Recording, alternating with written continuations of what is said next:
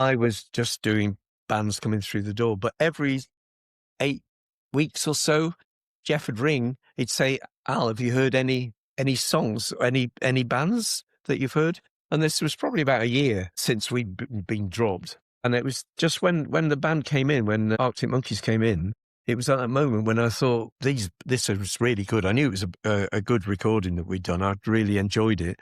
And lucky for Jeff, he phoned me, 2 days later after that session, and he said, "Have you heard any bands, Al?" And I said, funny that you should say that, Jeff. Yes, I have. I'm not sure if you'd like it, but I know this is really good. And I don't think you could have predicted the No. way that it was going to explode for them. It was totally one of a kind at the time. it was.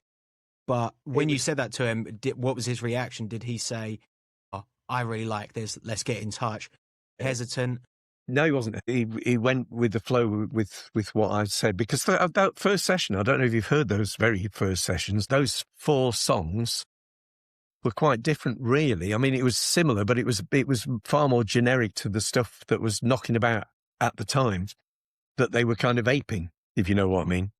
A bit of a different sound. They did, because they were listening to other people's stuff and and finding their own feet. And it was the next 2 or 3 sessions where it all started being like, wow, this is amazingly good. There were conversations where I think Jeff said, "You need to cut the beginning of that song," because he'd just pop in every so often, but he'd say things like, "I don't like the beginning," and I'd say, "The beginning's the best bit."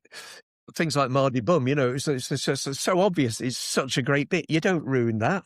I can't imagine that song without the intro. I well- think that in an alternate world where that didn't exist, the song would just feel a bit wrong. That's what I said. So I said, whenever he said anything like that, I'd say, no, and I'm not doing it. I said, it's fantastic the way it is. Just let it be. I think that's a good thing that you took a bit of control over the situation as sort of the resident creative I did, on the project, as opposed to, it is very easy to let maybe the management or the label or anyone sort of get involved. How do you sort of go about protecting that, and what sort of are the things that you think are the best things to protect?